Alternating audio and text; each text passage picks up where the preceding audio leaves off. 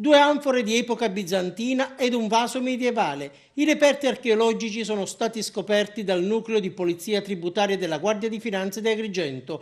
Erano custoditi assieme ad altro materiale all'interno di uno degli immobili sequestrati lo scorso 16 febbraio all'imprenditore agrigentino Giuseppe Burgio. Il sequestro preventivo allora venne firmato dal GIP Francesco Provenzano su richiesta del sostituto procuratore Brunella Sardoni. Il decreto di sequestro si riferiva, ricostruito la Guardia di Finanza, a due immobili destinati a civile abitazione ed altri due ad uso commerciale del valore complessivo di oltre 16 milioni e mezzo di euro, già di proprietà della società immobiliare a suo tempo amministrata da Giuseppe Burgio.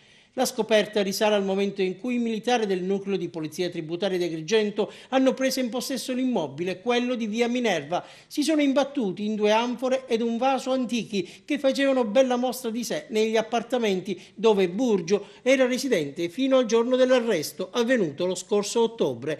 Non avendo i finanzieri ricevuto risposte convincenti dalla moglie sulla provenienza dei reperti archeologici, hanno deciso di contattare due funzionari della Soprintendenza ai Beni Culturali di Agrigento per disporre di un parere qualificato. I funzionari intervenuti hanno stabilito come le due anfore, plausibilmente utilizzate per contenervi vino e olio, risalissero al periodo bizantino, mentre il vaso utilizzato per gli infusi risalisse ad epoca medievale, confermando l'iniziale impressione dei militari circa la sussistenza di un effettivo interesse storico-artistico proprio dei reperti rinvenuti, così come desumibile dal loro perfetto stato di conservazione. Di conseguenza, i coniugi Burgio sono stati denunciati per impossessamento illecito di beni culturali appartenenti allo Stato, che prevede la pena della reclusione da 1 a 6 anni.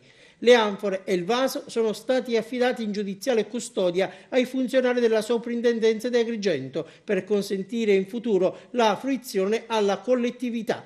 Gli accertamenti sono attualmente diretti dalla Procura agrigentina.